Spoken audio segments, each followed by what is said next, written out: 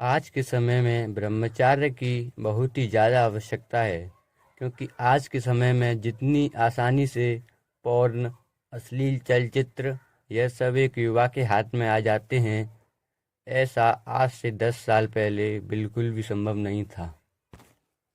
आज के युग में ऐसा कोई भी नौजवान व्यक्ति नहीं होगा जिसके हाथ में मोबाइल और इंटरनेट ना हो। अब फैसला आपको करना है। आप उसे पूरे विश्व की जानकारी इकट्ठा कर सकते हैं, अपना ज्ञान बढ़ा सकते हैं, या फिर पोर्न और अश्लील चलचित्र देखकर अपने विकास को रोक सकते हैं और विनाश की तरफ जा सकते हैं। फैसला आपको ही करना है। अधिकतर युवाओं को ब्रह्मचर्य के बारे में पता ही नहीं है और वह इधर उधर गंदी आदतों में फंसकर अपना जीवन बर्बाद कर रहे हैं। हस्तमैथुन की आदत ज़्यादातर किशोरावस्था से लगती है।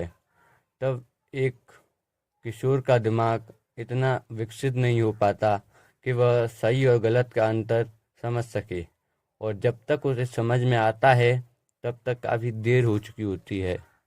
इसलिए ब्रह्मचारी की अत्यंत ही आवश्यकता है, जिससे हमारे देश के नौजवान एक सशक्त और मजबूत हो सकें, ना कि अपना वीर नाश कर कर एक दलदल में फंसकर अपने जीवन को बर्बाद कर लें।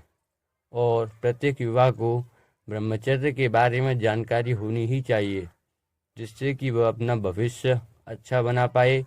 और इसकी वृद्धि की आवश्यकता होती है जिस उम्र में वह अपने जीवन में बहुत कुछ कर सकता है।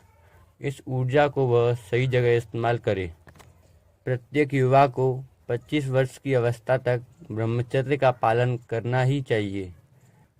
जब तक उसका विकास ना हो जाए तब तक ब्रह्मचर्य का पालन करना ही चाहिए।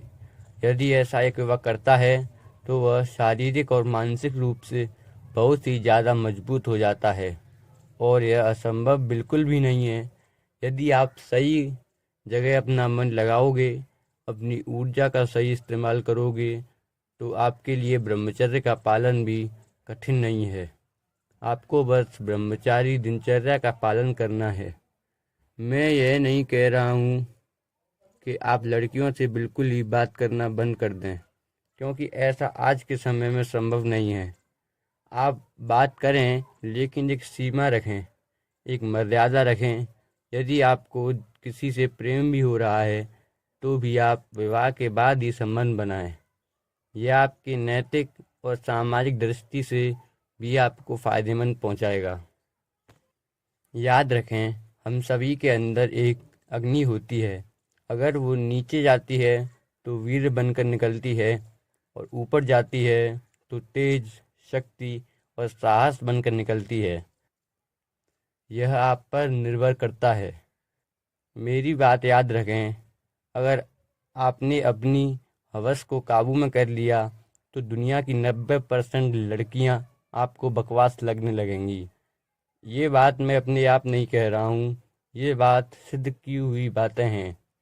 एक बात याद रखें कि ब्रह्मचर्य आपके लिए फ़ायदेमंद तो है, पर ठीक से पालन ना करने पर इसके नुकसान भी हैं। एक वक्त के लिए मान लीजिए आपने मास्टरबेशन करना बंद कर दिया, पर आप कोई भी एक्सरसाइज, व्यायाम नहीं कर रहे हैं और दिन भर सोते रहते हैं, तो ये